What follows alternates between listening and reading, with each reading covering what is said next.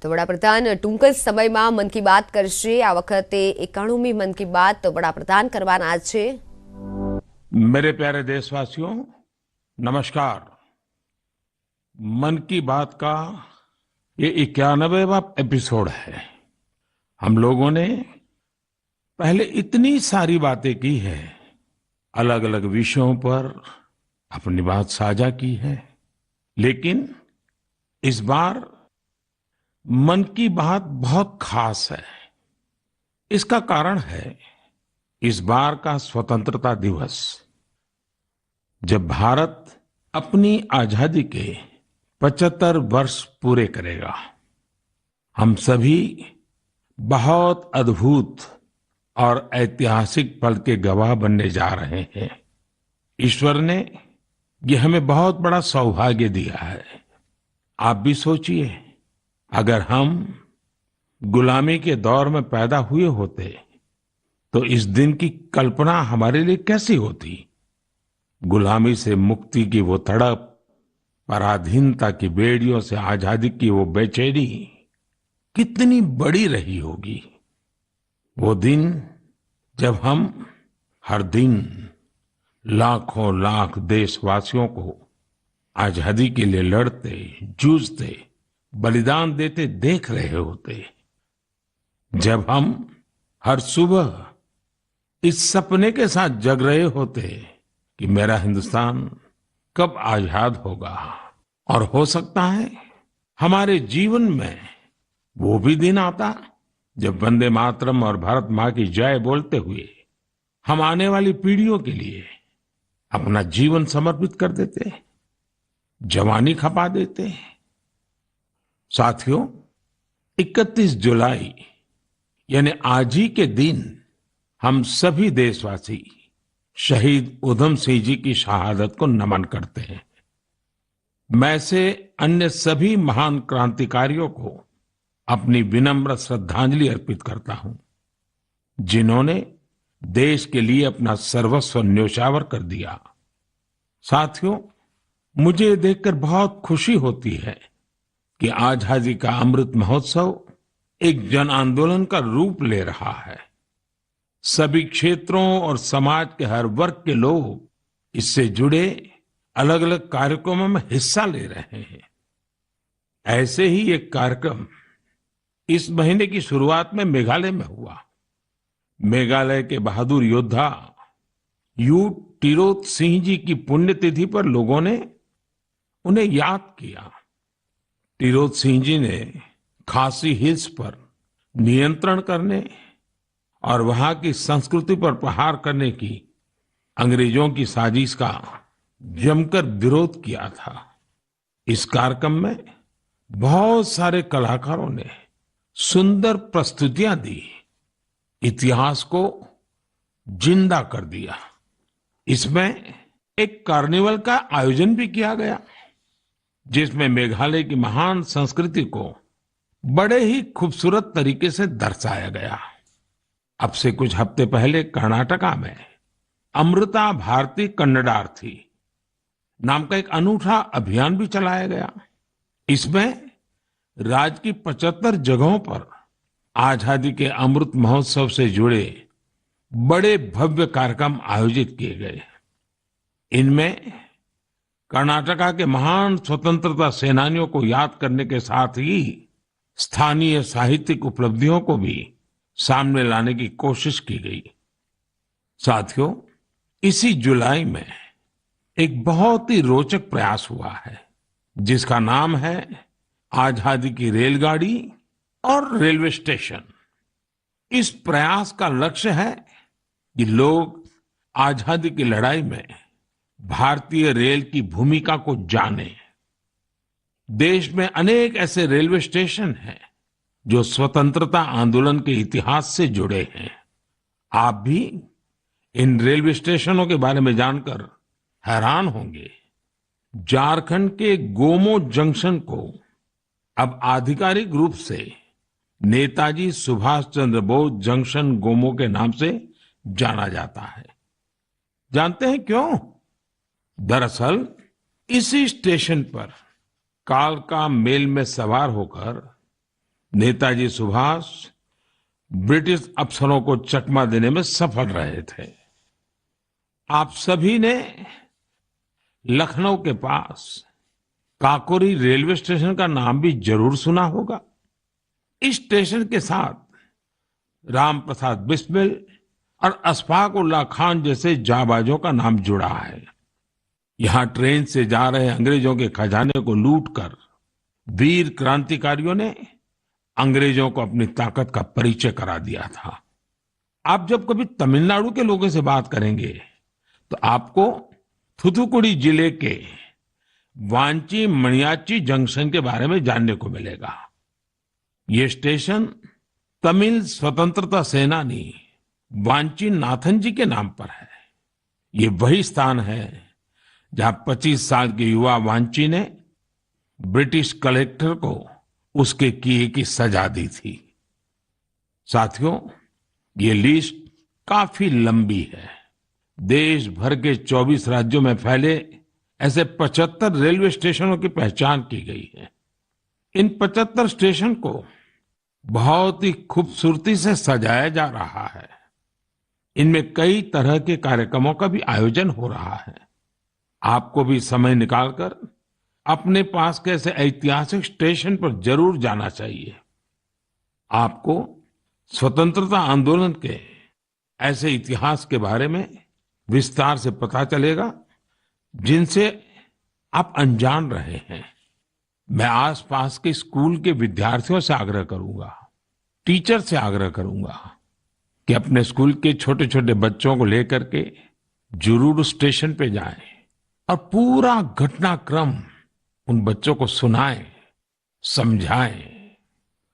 मेरे प्यारे देशवासियों, आजादी के अमृत महोत्सव के तहत 13 से 15 अगस्त तक एक स्पेशल मूवमेंट हर घर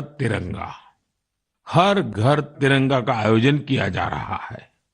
इस मूवमेंट का हिस्सा बनकर 13 से 15 अगस्त तक आप अपने घर पर तिरंगा जरूर फहराएं या उसे अपने घर पर लगाएं। तिरंगा हमें जोड़ता है, हमें देश के लिए कुछ करने के लिए प्रेरित करता है।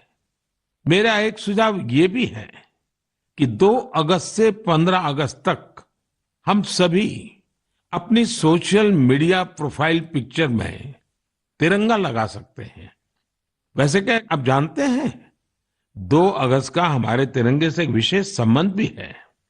इसी दिन पिंगली वेंकैया जी की जन्म जयंती होती है, जिन्होंने हमारे राष्ट्रीय ध्वज को डिजाइन किया था।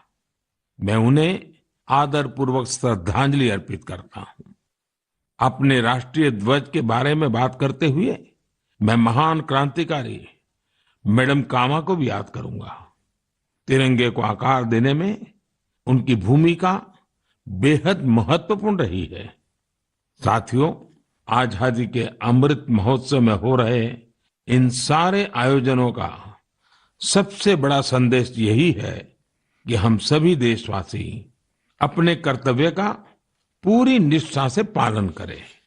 तभी हम उन अनगिनत स्वतंत्रता सेनानियों का सपना पूरा कर पाएंगे, उनके सपनों का भारत बना पाएंगे।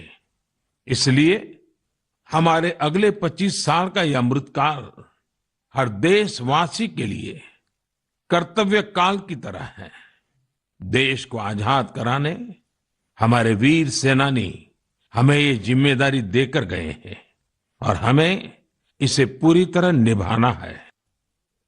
मेरे प्यारे देशवासियों, कोरोना के खिलाफ हम देशवासियों की लड़ाई अब भी जारी है। पूरी दुनिया आज भी जूझ रही है। होलिस्टिक हेल्थ केयर में लोगों की बढ़ती रुचि ने इसमें सभी की बहुत मदद की है। हम सभी जानते हैं कि इसमें भारतीय पारंपरिक पद्धतियां कितनी उपयोगी हैं। कोरोना के खिलाफ लड़ाई में आयुष ने तो वैश्विक स्तर पर अहम भूमिका निभाई है। दुनिया भर में आयुर्वेद और भारतीय औषधियों के प्रति आकर्षण बढ़ रहा है। ये एक बड़ी वजह है कि आयुष एक्सपोर्ट में रिकॉर्ड तेजी आई है। और ये भी बहुत सुखद है कि इस क्षेत्र में कई नए स्टार्टअप्स भी सामने आ रहे हैं। हाल ही में एक ग्लोबल आयुष इन्वेस्टमेंट और इनोवेशन समिट हुई थी। आप जानकर हैरान होंगे कि इसमें करीब 10,000 करोड़ रुपए के इन्वेस्टमेंट प्रपोजल्स मिले हैं। एक और बड़ी अहम बात ये हुई है कि कोरोना काल में औषधीय पौधों पर रिसर्च में भी बहुत वृद्धि हुई है। इस बारे में बहुत सी रिसर्च स्टडीज पब्लिश हो रही हैं। निश्चित रूप से एक अच्छी शुरुआत है।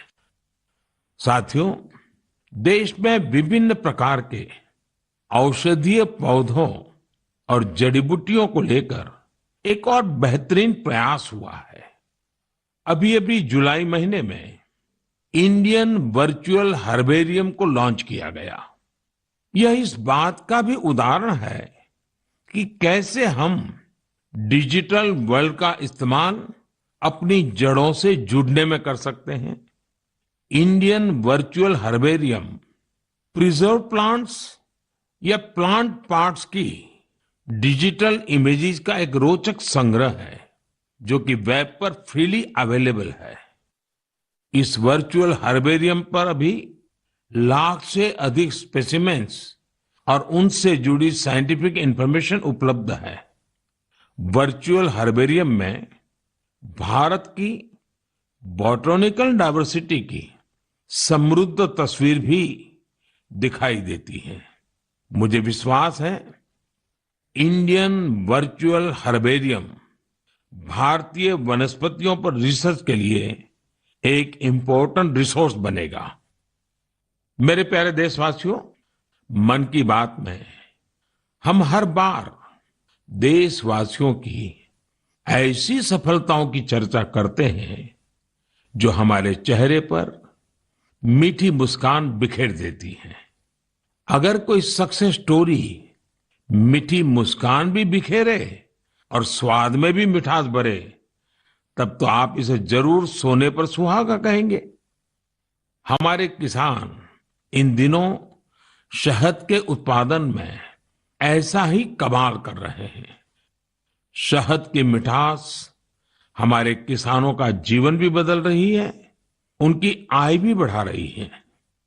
हरियाणा में यमुनानगर में एक मधुमक्खी पालक साथी रहते हैं, सुभाष कंबोज जी।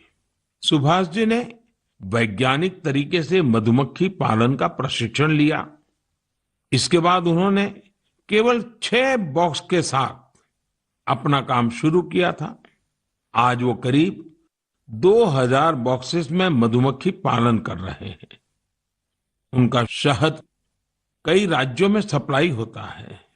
जम्मू के पल्ली गांव में विनोद कुमार जी भी 1500 से ज्यादा कॉलोनियों में मधुमक्खी पालन कर रहे हैं। उन्होंने पिछले साल रानी मक्खी पालन का प्रशिक्षण लिया है।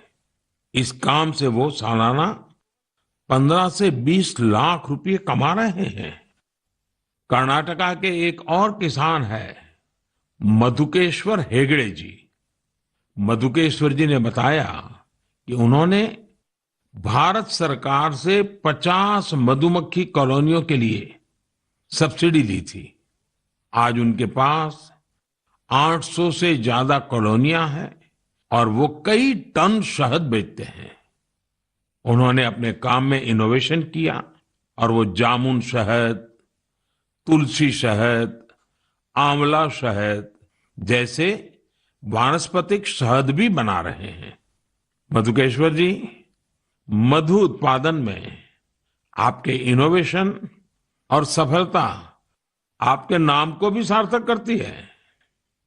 साथियों, आप सब जानते हैं कि शहद को हमारे पारंपरिक स्वास्थ्य विज्ञान में कितना महत्व दिया गया है।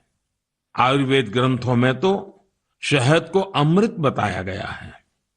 शहद न केवल हमें स्वाद देता है बल्कि आरोग्य भी देता है।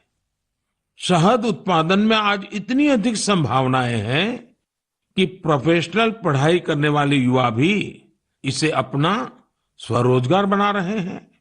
ऐसे ही एक युवा है यूपी में गोरखपुर के निमित सिंह। निमित जी ने बीटेक किया है।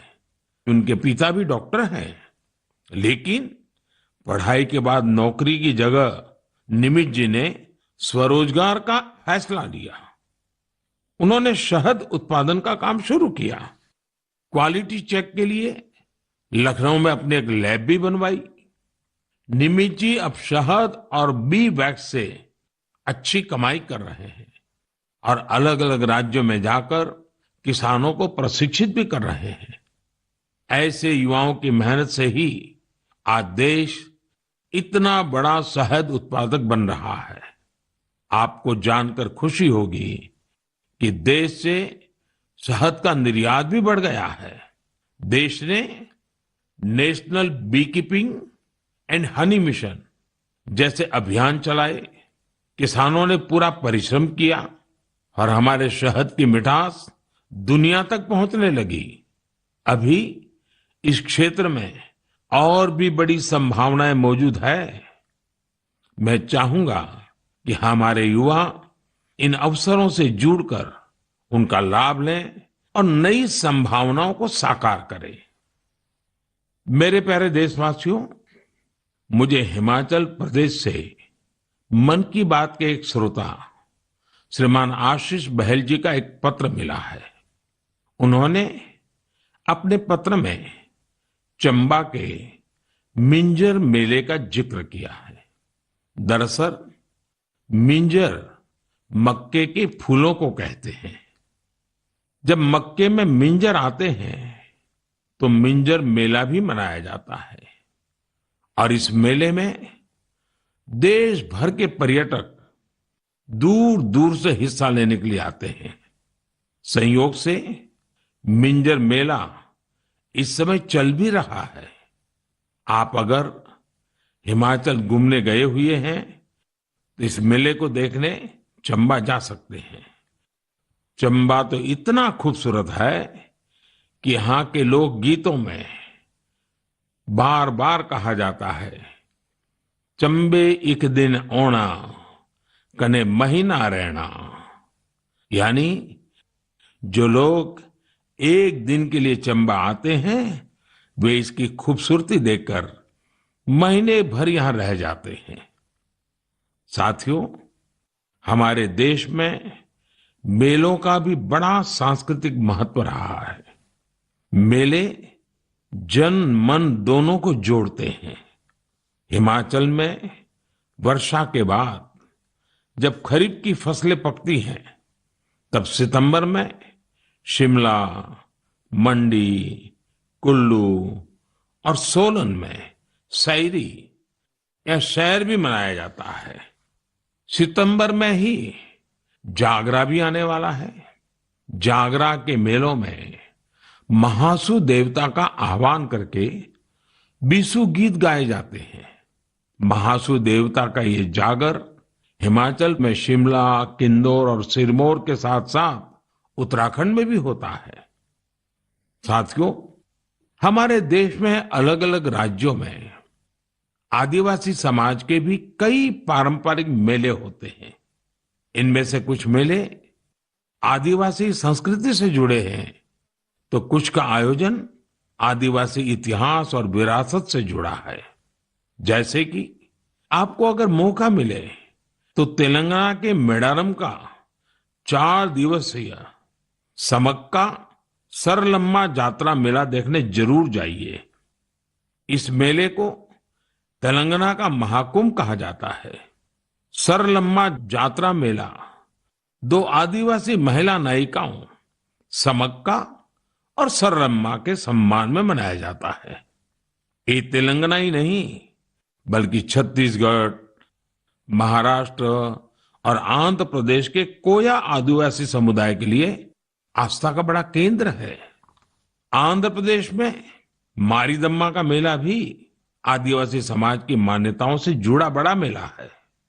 मारीदम्मा मेला ज्येष्ठ अमावस्या से आषाढ़ अमावस्या तक चलता है और यहाँ का आदिवासी समाज इसे शक्ति उपासना के साथ जोड़ता है।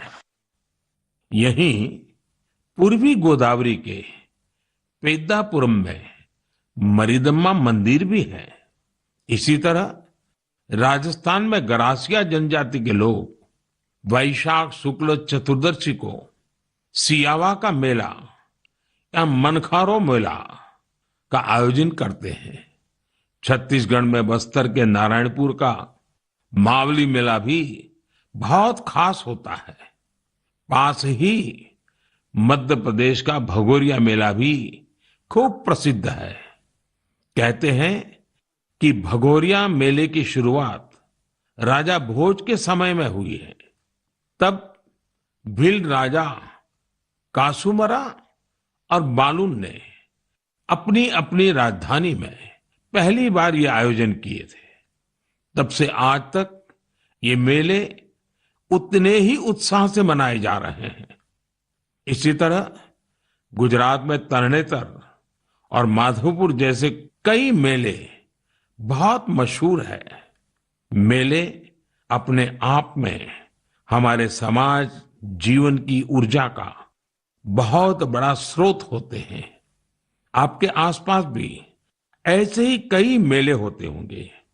आधुनिक समय में समाज की पुरानी कड़ियां एक भारत श्रेष्ठ भारत की भावना को मजबूत करने के लिए बहुत जरूरी है। हमारे युवाओं को इनसे जरूर जुड़ना चाहिए। और आप जब भी ऐसे मेलों में जाएं, वहां की तस्वीरें सोशल मीडिया पर भी शेयर करें। आप चाहें तो किसी खास हैशटैग का भी इस्तेमाल कर सकते हैं। इससे उन मेलों के बारे में दूसरे लोग भी जानेंगे। आप कल्चर मिनिस्ट्री की वेबसाइट पर भी तस्वीरें अपलोड कर सकते हैं। अगले कुछ दिन में कल्चर मिनिस्ट्री एक कंपटीशन भी शुरू करने जा रही है, जहां मेलों की सबसे अच्छी तस्वीरें भेजने वालों को इनाम भी दिया जाएगा।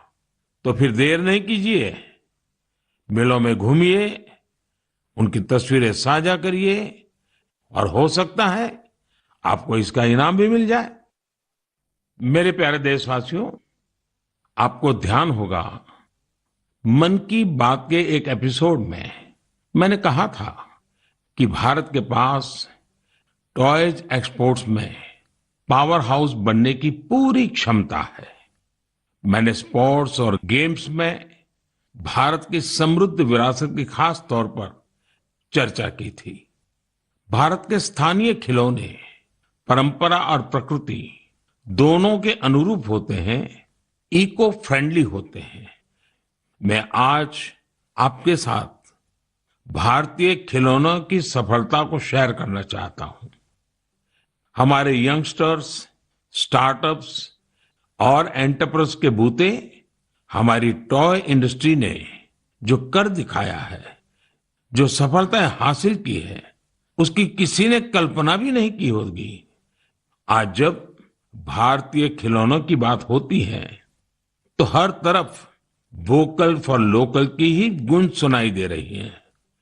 आपको ये जानकर भी अच्छा लगेगा कि भारत में अब विदेश से आने वाले खिलौनों की संख्या लगातार कम हो रही है।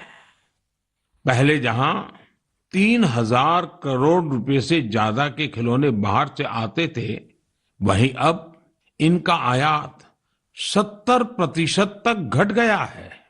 और खुशी की बात यह कि इसी दौरान भारत ने 2,600 करोड़ रुपए से अधिक के खिलौनों को विदेशों में निर्यात किया है, जबकि पहले 300-400 करोड़ रुपए के खिलौने ही भारत से बाहर जाते थे।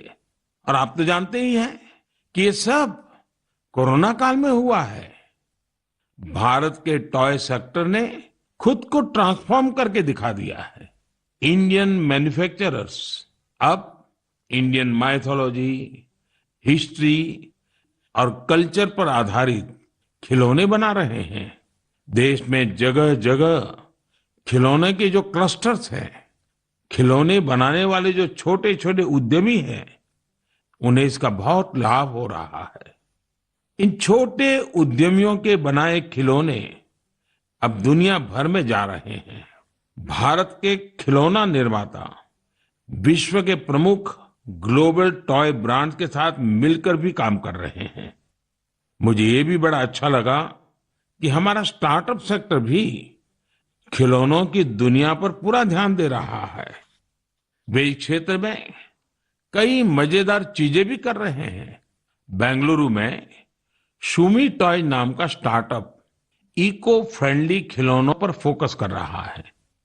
गुजरात में आर्किड जू company AR based flash cards और एआर बेस्ड स्टोरी बुक्स बना रही है। पुणे की कंपनी फनवेंशन लर्निंग खिलौने और एक्टिविटी पजल्स के जरिए साइंस, टेक्नोलॉजी और मैथ्स में बच्चों की दिलचस्पी बढ़ाने में जुटी है। मैं खिलौनों की दुनिया में शानदार काम कर रहे ऐसे सभी मैन्युफैक्चरर्स को, स्टार्टअप्स को बहुत बहुत बधाई देता हूं। आइए हम सब मिलकर भारतीय खिलौनों को दुनिया भर में और अधिक लोकप्रिय बनाएं। इसके साथ ही मैं अभिभावकों से भी आग्रह करना चाहूंगा कि वे अधिक से अधिक भारतीय खिलौने, पजल्स और गेम्स खरीदें। साथियों, क्लासरूम हो या खेल का मैदान, आज हमारे युवा हर क्षेत्र में देश को गौरवान्वित कर रहे हैं। इसी महीने पीवी सिंधु ने सिंगापुर ओपन का अपना पहला खिताब जीता है। नीरज चोपड़ा ने भी अपने बेहतरीन प्रदर्शन को जारी रखते हुए वर्ल्ड एथलेटिक चैंपियनशिप में देश के लिए सिल्वर मेडल जीता है। आयरलैंड पैरा बैडमिंटन इंटरनेशनल में भी हमारे खिलाड़ियों ने 11 पदक जीतकर देश का मान बढ़ाया है। रोम में हुए वर्ल्ड कैडेट रेसलिंग चैंपियनशिप में भी भारतीय खिलाड़ियों ने बेहतरीन प्रदर्शन किया। हमारे एथलीट सूरज ने तो ग्रेको रोमन इवेंट में कमाल ही कर दिया। उन्होंने 32 साल के लंबे अंतराल के बाद इस इवेंट में रेसलिंग का गोल्ड मेडल जीता है। खिलाड़ियों के लिए तो यह पूरा महीना ही एक्शन से भरपूर रहा है। चेन्नई में 44वें चेस ओलंपियाड की मेजबानी करना भी भारत के लिए बड़े ही सम्मान की बात है। 28 जुलाई को ही इस टूर्नामेंट का शुभारंभ हुआ है और मुझे इसकी ओपनिंग सेरेमनी में शामिल होने का सौभाग्य मिला। उसी दिन यूके में कॉमनवेल्थ गेम्स की भी शुरुआत हुई। युवा जोश से भरा भारतीय दल वहां देश को रिप्रेजेंट कर रहा है। मैं सभी खिलाड़ियों और एथलीट्स को देशवासियों की ओर से शुभकामनाएं देता हूं। मुझे इस बात की भी खुशी है कि Bharat FIFA under 17 women's world cup उसकी भी मेजबानी करने जा रहा है। यह टूर्नामेंट अक्टूबर के आसपास होगा, जो खेलों के प्रति देश की बेटियों का उत्साह बढ़ाएगा। साथियों, कुछ दिन पहले ही देश भर में 10वीं और 12वीं कक्षा के परिणाम भी घोषित हुए हैं। मैं उन सभी स्टूडेंट्स को बधाई देता हूं जिन्होंने अपने कठिन परिश्रम और लगन से सफलता अर्जित की है। महामारी के चलते पिछले 2 साल बेहद चुनौतीपूर्ण रहे हैं। इन परिस्थितियों में भी हमारे युवाओं ने जिस साहस और संयम का परिचय दिया, वह अत्यंत सराहनीय है। मैं सभी के सुनहरे भविष्य की कामना करता हूं। मेरे प्यारे देशवासियों, आज हमने आजादी के 75 साल पर देश की यात्रा के साथ अपनी चर्चा शुरू की थी। अगली बार जब हम मिलेंगे तब हमारे अगले 25 साल की यात्रा भी शुरू हो चुकी होगी। अपने घर और अपनों के घर पर हमारा प्यारा तिरंगा फहरे, इसके लिए हम सबको जुटना है। आपने इस बार स्वतंत्रता दिवस को कैसे मनाया? क्या कुछ खास किया? ये भी मुझसे जरूर साझा करिएगा। अगली बार हम अपने इस अमृत पर्व के अलग अलग रंगों पर फिर से बात करेंगे। तब तक के लिए मुझे आज्ञा दीजिए। बहुत बहुत धन्यवाद।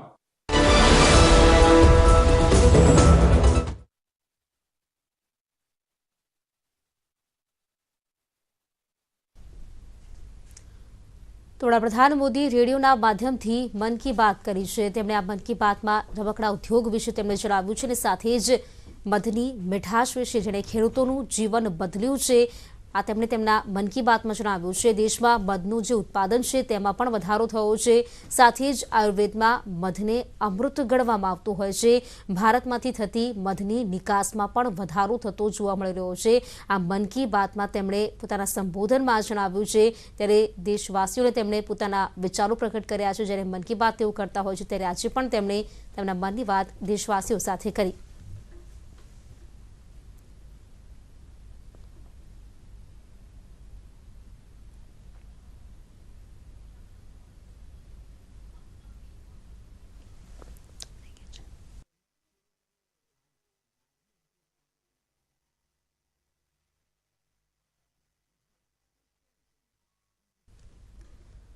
તો વડાપ્રધાન મોદીએ મન કી બાત કરી છે। તેમના મન કી બાતમાં તેમણે દેશને લગતા અને સાથે જ કેટલીક યોજનાઓ વિશે પણ તેમણે જણાવ્યું છે। આ મન કી બાતમાં તેમણે મધના નિકાસમાં સતત જે વધારો થઈ રહ્યો છે તે વિશે પણ તેમણે જણાવ્યું છે અને સાથે જ આ વખતનું સ્વતંત્રતા દિવસ ભારતીયો જ્યારે મનાવશે ત્યારે આ 75 વર્ષનું આઝાદીનો પર્વ જ્યારે આપણે મનાવી રહ્યા છીએ તે વિશે પણ તેમણે આજની મન કી બાતમાં તેમણે જણાવ્યું છે।